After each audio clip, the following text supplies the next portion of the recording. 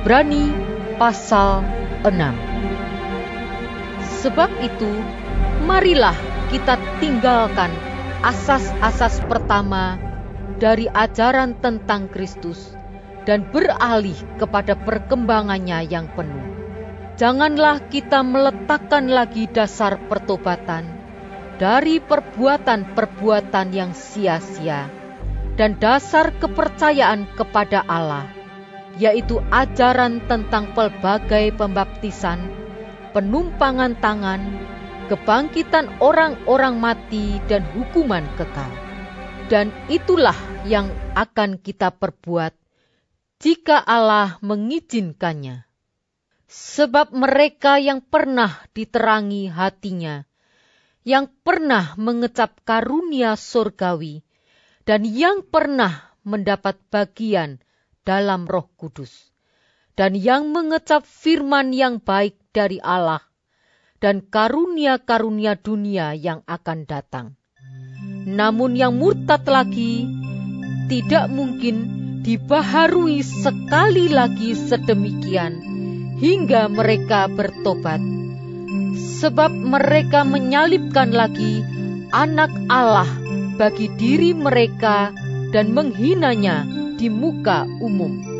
Sebab tanah yang menghisap air hujan yang sering turun ke atasnya dan yang menghasilkan tumbuh-tumbuhan yang berguna bagi mereka yang mengerjakannya, menerima berkat dari Allah.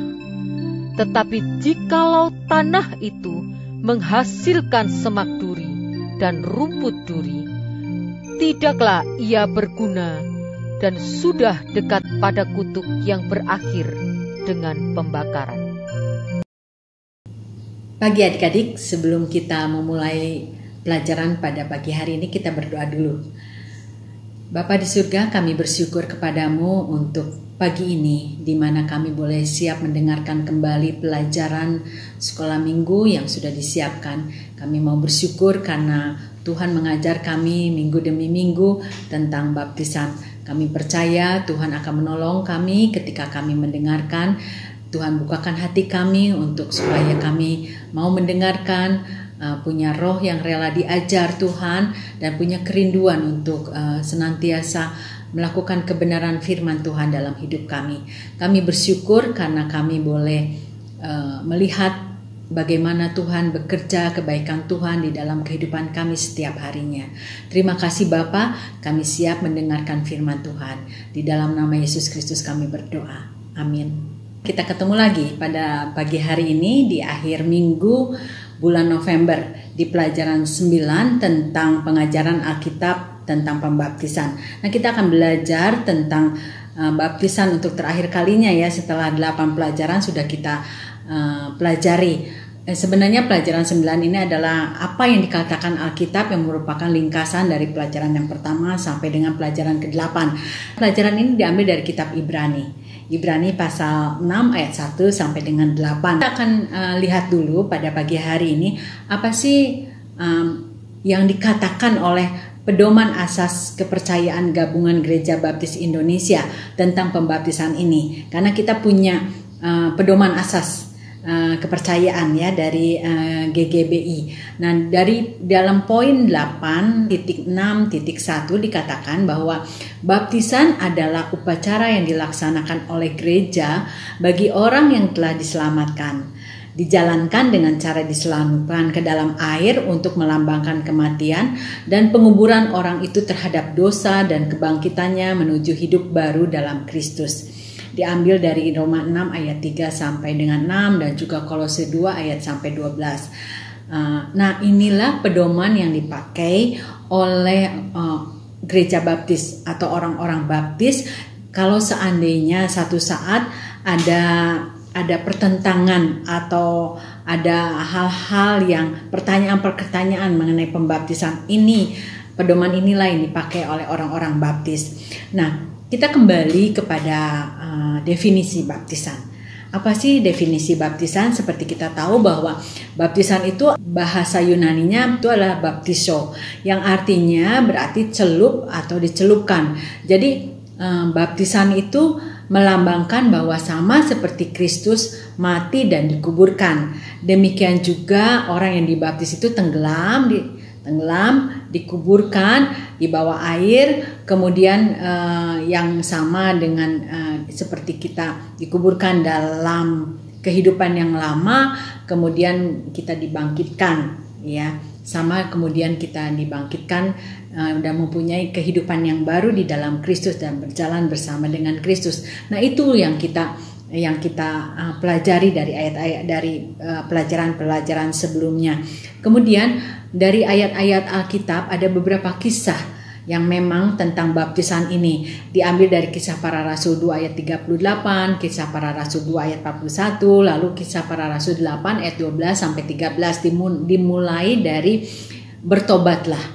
Bertobatlah, bahwa seorang bertobat dari dosa-dosanya, kemudian mereka menerima pengampunan dari Tuhan Yesus, dan kemudian menerima firman untuk setelah diselamatkan, menerima firman untuk dibaptiskan. Dan kemudian kita lihat juga dari Kisah Para Rasul 8 ayat 12 sampai dengan 13, ketika mereka percaya kemudian kepada Filipus, orang Sida-Sida, ingat Sida-Sida ya, kemudian kepada Filipus yang memberitakan kabar baik, dan juga kemudian mereka diselamatkan dan kemudian mereka dibaptiskan.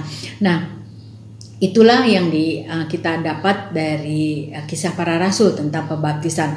Nah, apalagi bahwa pembaptisan itu melambangkan satu perubahan hidup. Jadi pembaptisan itu sebagai lambang perubahan hidup. Dikatakan bahwa dalam 1 Korintus 5 ayat 17 dikatakan bahwa siapa yang ada di dalam Kristus, dia adalah ciptaan yang baru, yang lama sudah berlalu, sesuai dengan lambangnya ya, bahwa diselamkan, dikuburkan, bahwa yang lama itu sudah berlalu dan yang baru itu sudah datang, bahwa kemudian kita dibangkitkan bersama dengan Kristus. Artinya segala kehidupan kita fokusnya adalah Kristus. Pasti dengan fokusnya adalah Kristus, maka kehidupan kita hari demi hari itu harus diubahkan, sehingga firman Tuhan mengatakan bahwa semua orang-orang yang diselamatkan, yang namanya anak-anak Tuhan itu adalah wajib hidup seperti Kristus. Nah, kita juga yang sudah menerima Kristus sebagai Tuhan dan Juru Selamat, kemudian dibaptiskan dan kemudian berubah kehidupan kita menuju sama seperti Kristus hidup. Kemudian kita di sini melihat bahwa pembaptisan itu mempersatukan orang percaya.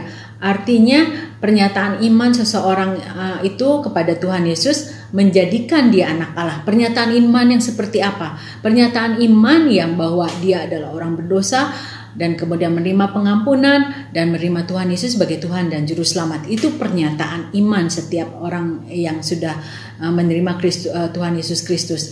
Nah, mereka dibaptiskan di dalam Kristus, yaitu meninggalkan cara hidup yang lama, dan kemudian mereka beralih statusnya menjadi anak-anak Allah. Nah, menjadi anak-anak Allah itu tanpa membedakan kita adalah perempuan atau laki, membedakan kita adalah orang yang sudah tua atau masih muda, membedakan kita apakah kita berkulit putih atau hitam, atau jadi baptisan itu tidak membedakan kita itu berasal dari mana. Pokoknya ketika dia menerima Tuhan Yesus sebagai Tuhan dan Juru Selamat, dia dibaptiskan dan dia disebut sebagai anak-anak Allah. Dan kita tahu bahwa pembaptisan itu adalah lambang dari bahwa kita sudah menjadi anak-anak Allah dan kemudian kita dibaptiskan. Apakah itu menyelamatkan? Pembaptisan menyelamatkan? Tidak. Itu sebagai satu lambang. Yang menyelamatkan adalah ketika kita menerima Tuhan Yesus sebagai Tuhan dan Juru Selamat. Ya. Nah, adik-adik, kesimpulannya apa? Pemahaman bahwa pembaptisan merupakan pengajaran dasar bagi orang Kristen. Kita perlu mengetahui bagaimana pemahaman tentang pembaptisan itu, sehingga kita dapat memberikan dasar yang tepat bagi kita sendiri atau bagi orang lain yang kemudian bertanya kepada kita mengenai artinya baptisan dan pentingnya baptisan di dalam kehidupan kekristenan. Jadi Alkitab juga mengajarkan bahwa komitmen kepada Kristus mendahului pembaptisan. Artinya komitmen untuk jadi seseorang itu tidak bisa dibaptis sebelum dia bertobat dulu, sebelum dia menerima Tuhan Yesus sebagai Tuhan dan Juru Selamat. Jadi tidak mungkin ada baptisan sebelum ada pertobatan dan terima Tuhan Yesus sebagai Tuhan dan Juru Selamat. Nah, adik-adik mengerti ya. Mudah-mudahan dengan pelajaran 1 sampai dengan 9 membuat adik-adik mengerti tentang baptisan. Dan saya juga berdoa kiranya adik-adik diberikan anugerah untuk terima Tuhan Yesus sebagai Tuhan dan Juru Selamat. Kemudian adik-adik juga bisa menjadi anak-anak Allah dan kemudian dibaptiskan. Adik-adik, pelajaran pada pagi hari ini nanti Pastor Alex akan mengupasnya lebih banyak lagi. Dan nanti kita juga akan melihat ayat hafalan yang dibawakan oleh teman kita. Sebab kamu semua adalah anak-anak Allah, karena iman di dalam Yesus Kristus. Galatia 3 ayat 26. Kemudian ayat hafalan dari minggu ini adalah dari Kolose pasal 2 ayat 12.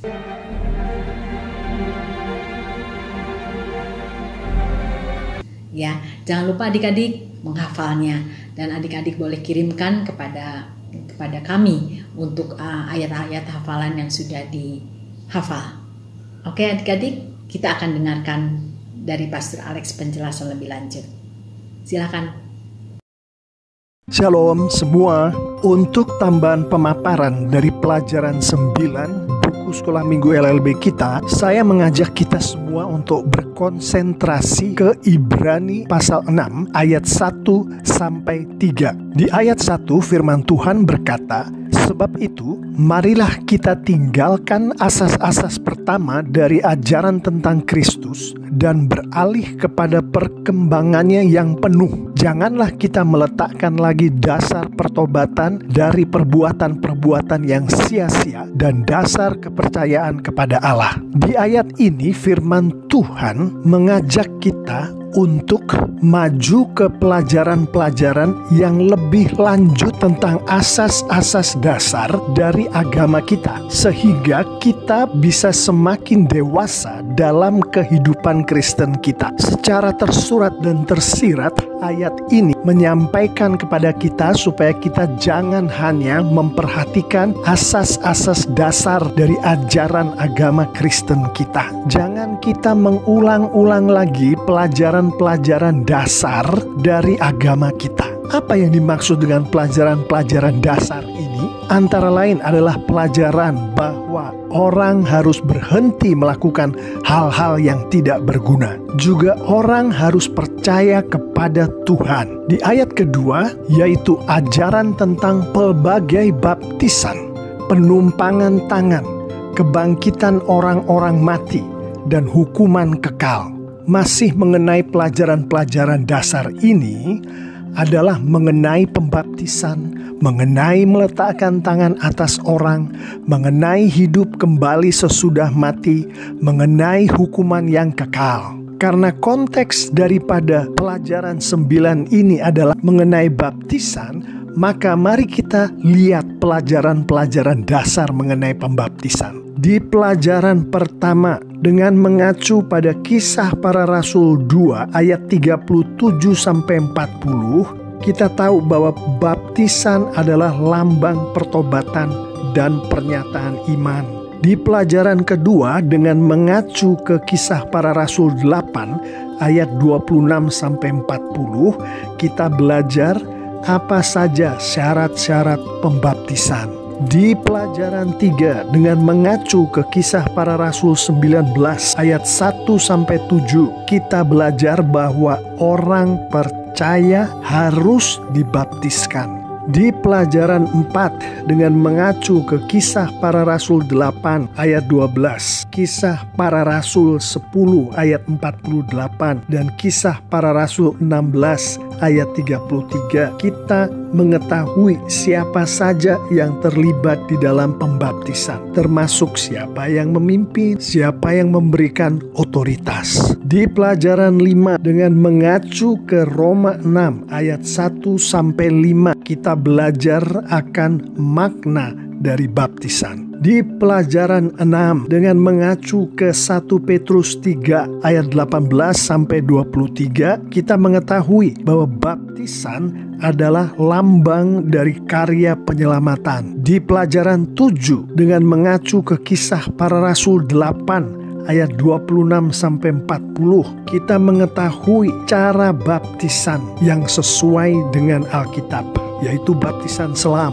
Di pelajaran 8 dengan mengacu ke Galatia 3 ayat 26 sampai 29, kita mempelajari bahwa Roh Kudus Tuhan Yesus menyatukan dan dilambangkan oleh baptisan. Dan di pelajaran 9 ini dengan mengacu ke Ibrani 6 ayat 1 sampai 3, kita mengetahui bahwa baptisan itu adalah salah satu ajaran dasar agama Kristen. Ayat yang ketiga, dan itulah yang akan kita perbuat jika Allah mengizinkannya. Yang dimaksud dengan itulah yang akan kita perbuat adalah kita akan maju ke pelajaran-pelajaran yang lebih lanjut.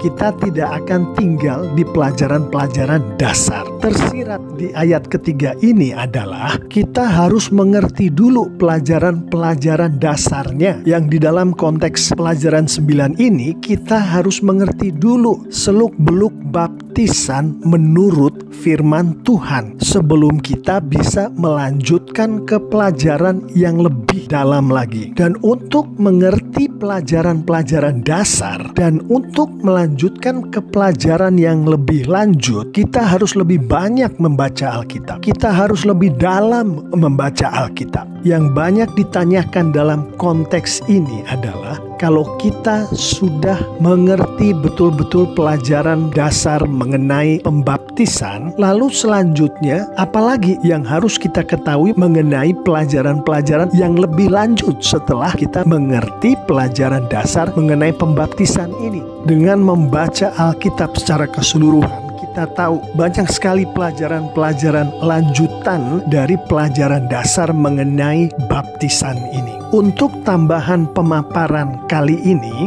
dari sekian banyak pelajaran-pelajaran lebih lanjut yang ada di Alkitab, saya mau kita semua berkonsentrasi ke Matius 28 ayat 19 dan 20, yang ini adalah bagian dari amanat agung Tuhan Yesus. Tuhan Yesus berkata, "Karena itu pergilah, jadikanlah semua bangsa muridku, dan baptislah mereka dalam nama Bapa dan Anak dan Roh Kudus, dan ajarlah mereka melakukan segala sesuatu yang telah kuperintahkan kepadamu. Dan ketahuilah, aku menyertai kamu senantiasa sampai kepada akhir zaman." Jadi setelah seseorang percaya kepada Tuhan Yesus, menjadi murid Tuhan Yesus, kemudian seseorang itu dibaptiskan di dalam nama Bapa dan Anak dan Roh Kudus. Setelah itu mereka diajari untuk melakukan segala sesuatu yang telah kuperintahkan kepadamu. Kunya di sini adalah Tuhan Yesus. Yang telah diperintahkan oleh Tuhan Yesus harus dilakukan oleh seseorang yang sudah dibaptiskan ini. Apa pelajaran-pelajaran lebih lanjutnya? Pelajaran-pelajaran lebih lanjutnya adalah bagi kita untuk mengetahui segala perintah Tuhan Yesus yang disampaikannya melalui firman Tuhan di Alkitab. Ada banyak sekali perintah-perintah Tuhan Yesus ini. Kita harus mengetahuinya satu demi satu dengan cara membaca Alkitab. Kita harus mengetahui penerapan dari perintah Tuhan Yesus dengan cara mengerti Alkitab dengan sejelas-jelasnya. Kembali mengacu ke ayat yang ketiga, untuk kita bisa melakukan segala sesuatu yang telah diperintahkan Tuhan Yesus kepada kita semua, murid-murid Tuhan Yesus, adalah kita harus lebih mengerti pelajaran-pelajaran dasar mengenai baptisan. Kita harus lebih banyak membaca Alkitab, lebih dalam membaca Alkitab untuk mengertinya, tentunya semua dengan bantuan dan bimbingan dari Roh Kudus, sehingga kita bisa maju menuju pelajaran-pelajaran lebih lanjut